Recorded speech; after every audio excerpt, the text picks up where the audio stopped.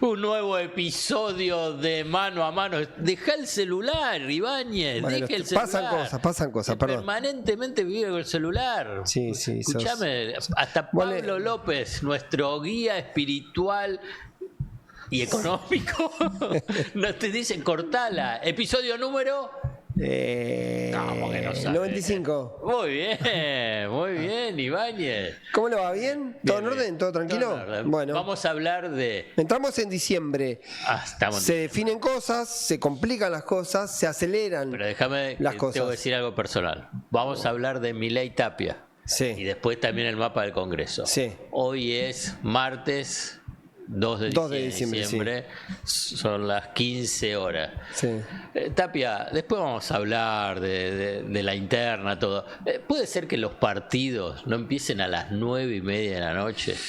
Fui a la cancha. El lunes, ayer. El lunes, claro. Por penales. Mi hijo también. Volvió a la 1. Volvió? A las 2 de la mañana volvió a La Plata. Y hoy, pobrecito, me hiciste acordar. ¿Viste? Hoy, pobre pibe, se tuvo que levantar a las 7 para ir al colegio que tenía que rendir un examen. Y viste, es así. Yo también me tuve que levantar tempranito a las 7 de la mañana. Entonces, no puede. ¿Por qué no lo hicieron a las 8? No sé, muy tarde. Terminamos tardísimo, no sé. Sí, no sé. Además, aceleradísimo, te imaginas.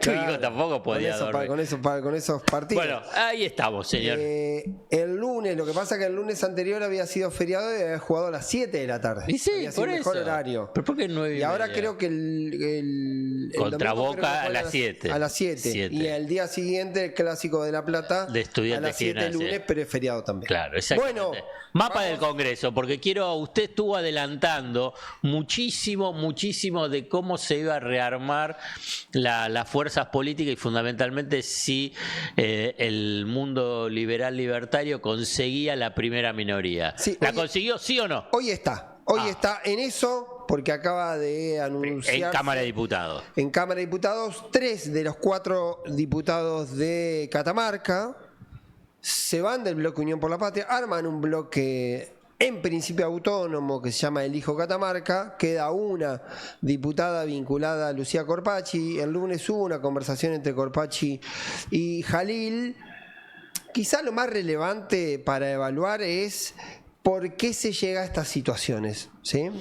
¿Qué le pasa al peronismo? Si es una cuestión de un gobernador suelto, si es un interés particular, si hay una identidad ideológica que yo creo que existe entre Jalil y el gobierno, convicción de Jalil de que en algunos sentidos es necesario un Milei en el escenario político, pero por lo pronto el debate que se da es que el peronismo se fue comprimiendo y hoy martes 2 de la tarde tiene 93 diputados.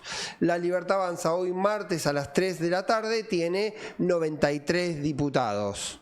Está más cerca la Libertad Avanza porque al mismo tiempo aceleró algo que yo también te había contado, que era meter diputados del PRO, Bongiovanni y Razzini, puede meter alguno más y llegar a los 94, mientras hoy, porque esto es una especie de minuto a minuto, el peronismo parece que perdió 3 catamarqueños y no va a perder más. Había una duda con un puntano. De todas maneras, hay un dato importante en ese sentido, que es cómo se produce el fenómeno político. Ganás la elección y creces. Hiciste una nota muy buena en Cenital respecto a esos porcentajes. Claro, saca el 41% de los votos, se queda con el 50% de los senadores en juego y saca el 45% de los votos, y el bloque legislativo, este es el dato de diputados, crece 156%. Es decir, ahí está jugando como el impacto electoral hace esa especie de embellecer a los actores y decir, bueno, es por acá, hay que estar aglutina, alinea, y termina de producir un fenómeno que este proceso, nosotros estamos viendo que la primera minoría libertaria que explicamos el otro día tiene importancia para las comisiones. Bueno, por eso, hagamos algo de instrucción cívica. Ser primera minoría en la Cámara de Diputados implica ¿qué? por ejemplo, a la hora del reparto de presidencias y comisiones te da mayor presencia. A la hora, por ejemplo, de discutir los espacios para la AGN, ¿sí?, la Auditoría General de la Nación, los lugares incluso pueden influir también, por ejemplo, para el Consejo de la Magistratura. La primera minoría tiene esa importancia, que es una importancia institucional importante, porque te da mayor capacidad de intervención. Uno podrá decir, mirarlo solo desde el dato, es importante porque ganaste la elección, tenías 37 diputados y vas a tener 93, 94, 95. Por eso creció el bloque de diputados 156%, pero además primera minoría te pone en un lugar de distinta relevancia. Por eso es especialmente importante lo de Jalil. ¿Y qué pasó detrás de lo de Jalil? ¿Hubo acuerdo de Jalil? Sí hubo acuerdo de Jalil. Jalil con Milei. Con Milei, básicamente lo que tiene que ver con yacimiento Aguas de Donicio, que es un lugar, un espacio, una empresa triestatal muy importante, muchos recursos, clave en la cuestión estratégica, pero eso, si vos lo mirás, eso solo, sin una sintonía ideológica, además sin un problema serio que es que no solo Jalil, sino otros gobernadores y otros dirigentes territoriales y más te lo dicen, da la sensación que hoy pertenecer al peronismo es pertenecer a un espacio que no tiene norte, que no tiene conducción, que no tiene referencia, que está revisando incluso su propia identidad. Vos me vas a decir, ¿eso es todo lo que hizo que Jalil se vaya por eso? No, entonces digo, pongo en Jalil una serie de elementos, coincidencia, acuerdo político y beneficio directo, y también ese componente que si el peronismo fuese un imán, un lugar que te seduce y te atrae, vos tendrías cada vez más dudas a la hora de irte, y eso no está ocurriendo. Y lo otro, vemos esa cuestión de la primera minoría, hay una víctima colateral de la obsesión de Martín Menem por tener primera minoría, y es el PRO. Ajá. El PRO, ¿qué pasa? Va a terminar teniendo 13 diputados, va a ser un bloque prácticamente fantasmal. No solo lo castiga Mauricio Macri, que estaba muy enojado porque le estaban chupando diputados, sino que lo deja a un tipo que fue muy importante en este periodo, que fue Cristian Ritondo, que en algún momento tenía la aspiración de que se conforme un interbloque y él preside ese interbloque, ahora queda al frente de un bloque de 13 diputados que, bien o mal, no le va a quedar otra cosa que ir perdiendo espacio, ir perdiendo identidad y terminar, digamos, siendo de alguna manera un furgón de cola. Se desdibujó totalmente. Primero el bloque del PRO y después la aspiración de poder de Ritondo, porque en última instancia se la llevó Santilli. Claro, ahí hay una gran frase que me decía un amigo mío, que la cita, que es muy amigo de Ritondo, y la frase la citaba, decía... Sí, Ritondo decía, los amigos de Ritondo son amigos de Santilli, pero los amigos de Santilli solo son amigos de Santilli. Como diciendo, yo juego para el sistema, pero no necesariamente hay una reciprocidad del otro espacio. Esa es la foto legislativa, y es el link perfecto, pero ahora vos me vas a meter con más intensidad. Hay todavía, a pesar de este... Yo puedo llamarlo carancheo porque me gusta la palabra, puedo llamarlo saqueo político que hace la Libertad Avanza. Es duro los dos temas. Del PRO. Mirá Ibáñez. Bueno, sí, me parece. Me parece que fin de año es. Es como que la paz navideña no te está llegando todavía, Jorge.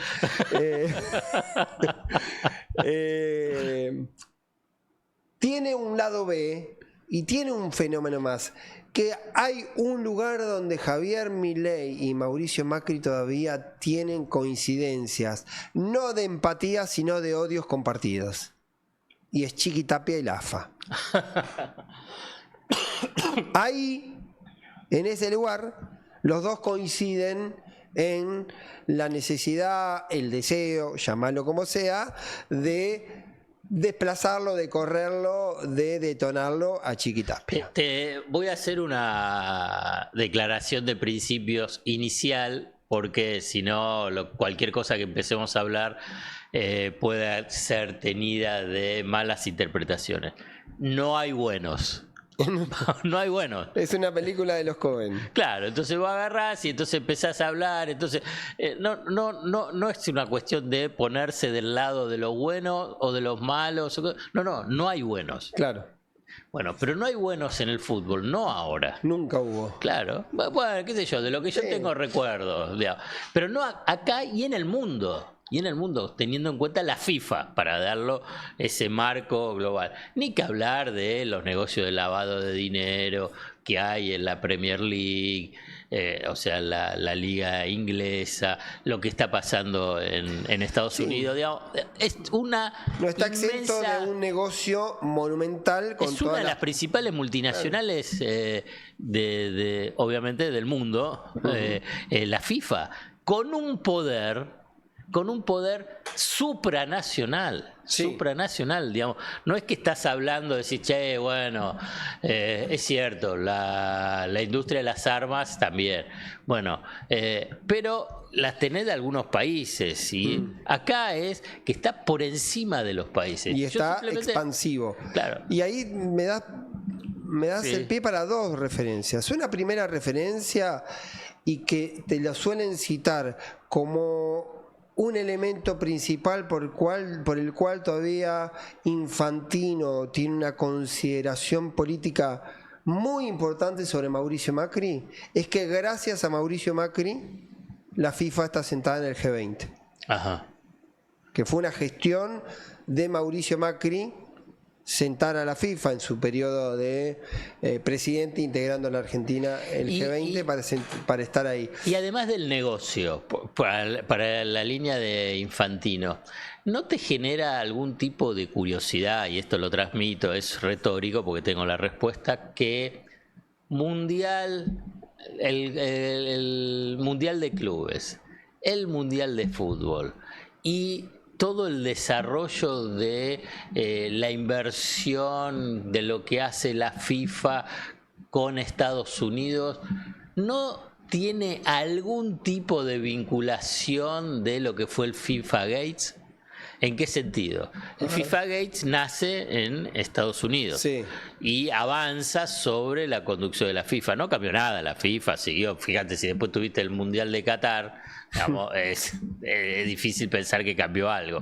La cuestión es que lo de Estados Unidos dijo, che, muchachos, acá el negocio también hay que hacerlo acá, claro. No es solamente para ustedes.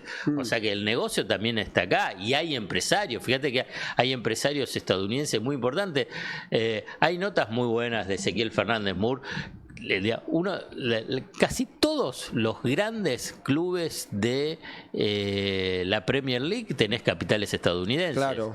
Y tenés capitales estadounidenses. Bueno, sí. Uno... Foster Gillett, que vino acá, que había tenido una inversión en un club inglés, es estadounidense. Después vino acá, allá le fue mal, y acá también estuvo un tiempo y desapareció. Que estuvo con Verón en Estudiantes. Sí, pero déjame agregarte el detalle que vos dijiste. Estoy haciendo el marco para dar cuenta de lo que es esta disputa, y de la disputa de poder y de plata. Y cómo juega la dimensión que tiene la FIFA de sí mismo, y la interpretación de que tienen cierta inmunidad diplomática. ¿En qué aspecto? La tienen, dale. Que la FIFA amenaza a los gobiernos de que cualquiera que intervenga una asociación está en los estatutos. Local, está en por los eso estatutos. Digo, por eso digo. Por eso te digo que es supranacional. Esa clave. Tiene esa clave, lo que le da la condición supranacional, que puede acceder. Eso es lo que hoy... Pero explicar, digamos, si hay una intervención en la federación de un país, ese país queda excluido de todo tipo de competición. Exactamente. Organizado por la FIFA. Exactamente. Por lo tanto, digamos, no hay nadie menos... Cualquier presidente, saquemos a Milei de esta historia. No hay un presidente de un país futbolero, si querés sacamos el caso argentino, que pueda animarse a tomar esa decisión sin correr un riesgo enorme, porque implicaría dejar, en este caso, a la Argentina sin competencia mundial. Vamos a detenernos ahí. Eso es la regla. Esa regla, sobre todo con los plazos que tiene es lo que hoy preserva. Ese es el principal escudo que tiene Chiqui Tapia. Ese es el principal escudo que tiene varios escudos. Bueno, ¿no? ese es el principal escudo que tiene ahora Chiqui Tapia. ¿Sí? A ver, ¿qué otro escudo? No, es que yo creo que además, más allá de esa cuestión, si querés, institucional y formal, es una cuestión de poder y dinero. Sí.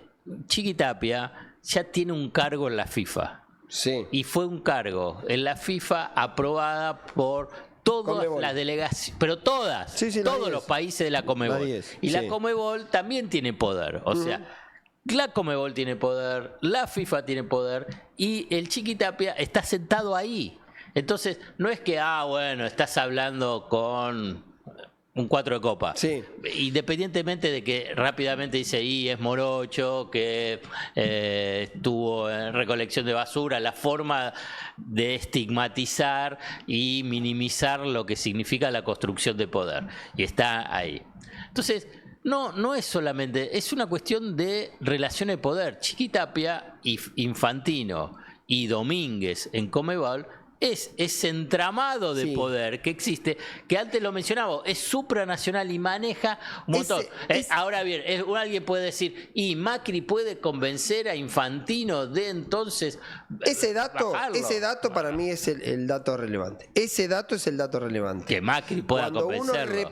Cuando uno repasa el proceso, se encuentra con fenómenos que tienen que ver con eso. Lo acaban de designar a Tapia. El jueves. En la FIFA. Sí. Entonces, lo confirma una propuesta que había surgido en mayo por un conflicto básicamente con la Asociación del Fútbol Brasilero. Se designa o se propone que Tapia sea el representante de Conmebol en la FIFA. Tiene el aval de los 10 representantes de las asociaciones de fútbol que integran la Conmebol. ¿A qué voy? Es cierto ese entramado. Es cierto también que en el origen, y todavía perduran, los que conocen mucho ese mundo, un recelo entre Tapia y Domínguez, el presidente de la Conmebol. ¿Sí? Que hay un recelo ahí. ¿Cuál es la pregunta para hacerse? Y yo creo que es lo que está detrás de este proceso. Entró el Chiqui en una especie de visibilidad extrema, yo creo que tomando decisiones que fueron desde el ejercicio de la política, errores que le pueden costar muy caro, ¿sí? Lo que generó, el efecto que generó, porque si empezó con el tema de Central, eso disparó toda una serie de elementos que hicieron que Chiqui quede en esta situación y que empiece a escucharse ese mal clima en las canchas contra el Chiqui, algo que hacía 1 año y medio no ocurría, salvo en casos muy particulares. ¿Por qué me detengo en esto? Porque uno puede pensar que tiene el corto plazo garantizado, ¿sí? Pero que la pelea del largo plazo ya está encaminada, ¿sí? Y la pelea de largo plazo no te la garantiza la FIFA. Así como Tapia en su momento llegó, a pesar de que había toda una corporación enfrente y llegó con un acuerdo con el interior y con el ascenso, básicamente, también puede ser que lo que fue tu capital, lo que fue tu activo en algún momento se convierta en el activo para desplazarte. Esa es la pregunta. No la creo. Bueno, esa es la pregunta. Yo te incorporo un elemento adicional para tratar de entender esta avanzada sobre Chiqui Tapia. Vuelvo a repetir, no hay buenos. Sí. No hay buenos. Entonces, la avanzada sobre Chiqui Tapia y fundamentalmente a nivel mediático, hay una razón de negocio y está vinculado con el ascenso, con el Nacional B y con la primera vez, que es la transmisión de los partidos. Sí. Se venció y lo que quiere hacer la AFA es tener su propio canal de streaming inicialmente y transmitir Nacional B y Primera B. ¿Quién tiene hoy los derechos hasta ahora de la transmisión del Nacional B y de la Primera B? Teis Sport. Un socio importante de Teis Sport es el Grupo Clarín. Sí, sí. Entonces, ahí hay un tema. Y lo seguirá el Grupo Clarín hasta algún momento. Se verá si negocia o no negocia, si finalmente asume que perdió o no perdió ese nicho de negocio en Nacional B. Del mismo modo que en su momento fue la pelea por Fútbol para Todos. El Fútbol para Todos será uno de las disputas muy fuertes. O sea que... Sí, claro. Vuelvo a repetir, no hay buenos. No. Lo digo, por un lado y por el otro. Porque obviamente Chiquitapia va a querer hacer sus negocios con la transmisión, eso. Y aquí voy. Cuando vos decís cómo dar vuelta, porque esto es la lógica que tiene la política, cómo dar vuelta a los clubes de ascenso y Nacional B, la verdad que la historia argentina es un loop. Es un loop. ¿Quién es el que antes tenía el apoyo de los equipos de ascenso y de los pequeños y que se mantuvo al frente? Grondona. Bueno, Don Julio. Don Julio. ¿Y cuántas veces quisieron voltearlo a Don Julio? A Chiqui en muy poco tiempo ya es el tercer años. presidente. No, bueno, por eso 7 años. No, digo, en poco tiempo, digo, ya lo trató Macri de voltear, lo trató el gobierno de Alberto Fernández de voltear, más allá de que Alberto lo niegue o diga que él no estaba involucrado en eso, y ahora, ¿qué es lo que digo yo? De todas maneras. La frase de Don Julio, todo pasa, y él siguió sentado ahí, yo creo que fue 30 años, ¿no? Más o menos. Sí, todo pasa y después te dicen... Y bueno, fue Alfonsín también, ¿te acordás? También quería, todo. Es una...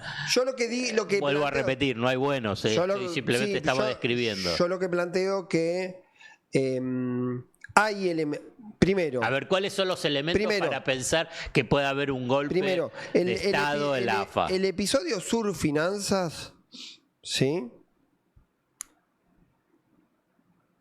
Que está muy activado por sectores del gobierno, ¿sí? Y está muy activado por sectores de la justicia, tiene un frente particular. Vallejos tiene empresas a nombre de su madre y de su hermana. Vallejos es Ariel Vallejos, el dueño de Sur Finanzas. A quien se vincula con el Chiqui, cuyo origen es Banfield. Lo que puede ocurrir es que las dos personas, por figurar como autoridades de empresa de Vallejos, sean citadas a declarar. Lo que puede ocurrir que eso ponga a Vallejos en una situación de vulnerabilidad. No sé si estoy siendo medianamente claro con eso. Punto 1. Punto 2. Se advierte que hay un ex directivo, un ex empleado de la AFA que fue malamente echado aparentemente y que está con intenciones de contar cosas de la AFA. Dichas estas dos cosas, voy al tercer elemento. Yo hablaba el día sábado con una figura muy importante del ecosistema libertario vinculado a este tema y me decían, me cuesta creer que se pueda hacer una ligación directa entre Vallejos y Chiquitapia, en la medida que no haya un arrepentido. Guarda, porque cuando hay un arrepentido puede ser que el arrepentido también diga otras cosas, ¿se entiende?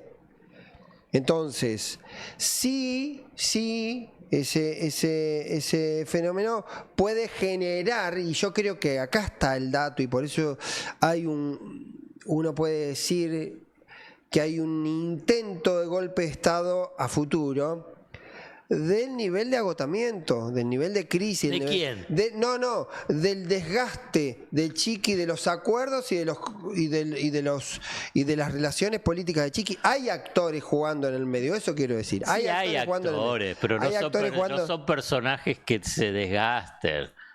Tienen el cuero más duro que los cueros que pueda haber. Puede ser.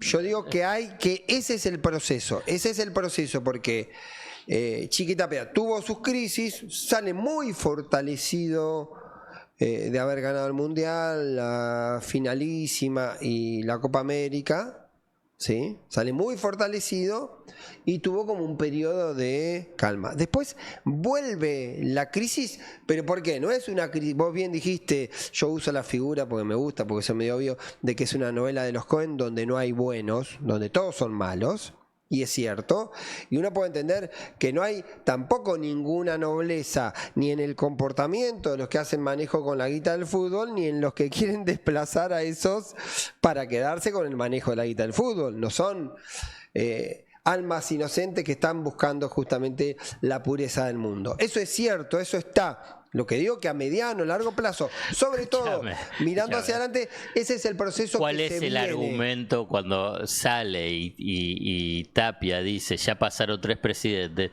Ahora, como hay, si querés llamarlo, este veranito político que tiene Milei y el mundo libertario, se divierten un poquito con Es cierto. Se da un poquitito, se le pone un poquitito más difícil la situación, un poquito, que después en otro episodio vamos a hablar sobre la economía y la situación social. ¿Sabes a dónde queda? ¿Cuál es la prioridad vinculado con el tema de la AFA y el fútbol? Es cierto. Eso es cierto. Hoy estás en el veranito, está bien, es el verano político. Eso es totalmente cierto. Lo que yo quiero decir es que eso está armado a futuro. Eso está armado a futuro y que posiblemente haya, ¿sí? Así como hay clubes que tuvieron financiamiento de Surfinanzas. San Lorenzo. Y lo tuvieron por derecha, porque Surfinanzas le decía: te anticipo la plata, no te atrases y yo te cobro con si la AFA tenía todo, cuando estaba Grondona los tenía todo, cuando estaban todos ahogados le daba la plata para poder pagar los sueldos. Y entonces así que todos los clubes tienen una finanza impoluta. No. Digamos, ¿qué es lo que pasa con los jugadores, las transferencias? Está muy bien. Quiero decir tenés que salir de la lógica de la política tradicional cuando pensás lo de la AFA y la FIFA. Si querés, tenés que entrar en la lógica de la mafia. Para decirlo más claro, imposible. La lógica, no hay esta. Hoy que pensás que es tu aliado, vos te das vuelta y te dices, bueno, puede ser. Yo lo que digo que está ese plan, que por ahora eso está frenado y que el proceso, y con esto cierro, hay una lectura sobre todo el escándalo de Surfinanzas, ¿sí?, que formó parte de una búsqueda obsesiva del gobierno para encontrar algo contra la AFA, ¿sí? La AFA son Tapia y Tobillino, como un pase de facturas por los audios de Andis.